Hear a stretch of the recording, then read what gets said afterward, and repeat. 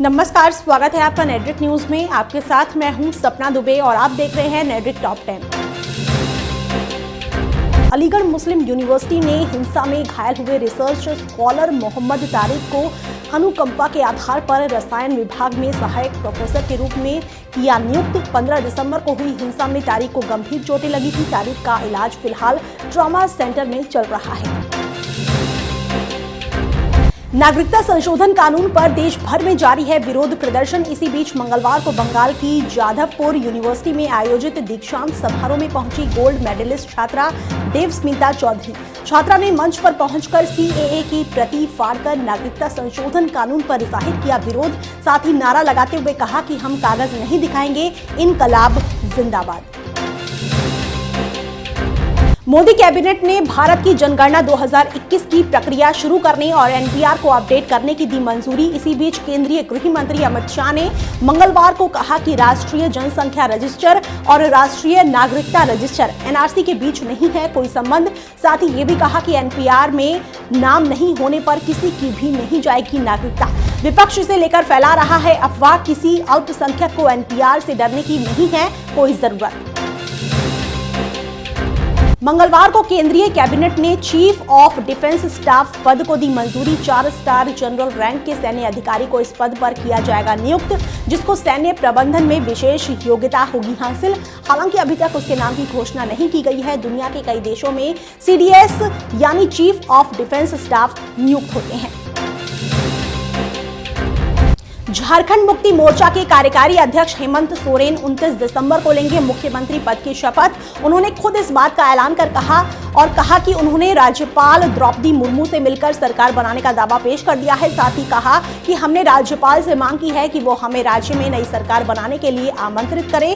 हेमंत सोरेन के पास 81 में से 50 विधायकों का समर्थन हासिल है।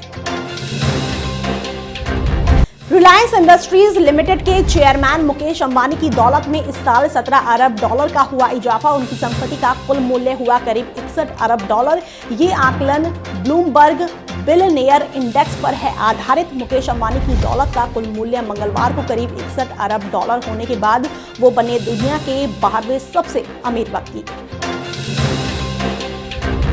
अफ्रीकी देश बुर्किना फासो में हुआ एक बड़ा आतंकवादी हमले में 35 लोगों की हुई मौत। 35 लोगों में 31 महिलाएं हैं शामिल। देश के राष्ट्रपति रोच मार्क काबोर ने इस बड़े आतंकी हमले की जानकारी ट्विटर पर दी।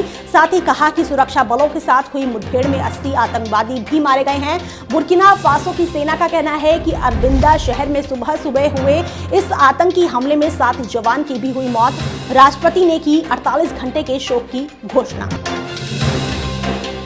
पाकिस्तान में गैस की किल्लत से मचा हाहाकार। घरों में खाना पकाना भी हो रहा है मुश्किल और उद्योग भी ठप पड़े हुए हैं। साथ ही देश में सीएनजी की आपूर्ति भी पड़ी हुई है ठप, जिससे वाहनों का आवागमन बुरी तरह हुआ है प्रभावित। पाकिस्तानी मीडिया में प्रकाशित रिपोर्ट के अनुसार देश में 6 अरब घन फीट गैस की जगह सिर्फ 4 अरब घन फीट की हो रही है सप्लाई।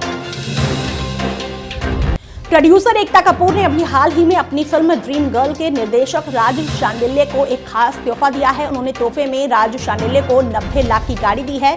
इस जैगुआर गाड़ी को देखकर फैंस काफी ज्यादा हैरान रह गए। हालांकि इससे पहले भी विधु विनोद चोपड़ा अपनी फिल्म एकलव्य में अमिताभ की एक्टिंग से इतने ज्यादा प्रभावित हुए थे कि उन्होंने 3.5 करोड़ रुपए की कीमत की एक Rolls Royce car Amitabh Bachchan को गिफ्ट कर दी थी। 2010 में भारत को महिला वर्ग में कुश्ती में एक पहला स्वर्ण पदक दिलाने वाली गीता फोगाट ने दिया मंगलवार को बेटे को जन्म। गीता ने अपने फेसबुक पेज पर अस्पताल में अपने बेटे और पति पवन के साथ मंगलवार को शेयर की फोटो, साथ ही कैप्शन भी दिया है। गीता ने फोटो के साथ कैप्शन में लिखा है कि हेलो बॉय, इस दुनिया में आपका स्वागत है, कृपया बहुत सारा प्यार और आशीर्वाद दीजिए। नन्हे बेटे ने जीवन को शानदार बना दिया है। अपने खुद के बेटे को देखने का एहसास कोई बयान नहीं कर सकता है। फिलहाल नेटरिक टॉप 10 में इतना ही। बाकी ऐसी और लेटेस्ट खबरों के लिए आप हमारे चैनल को सब्सक्राइब करना ना भूलें। आप देख रहे हैं नेटरिक न्यूज, साहस सच कहने का।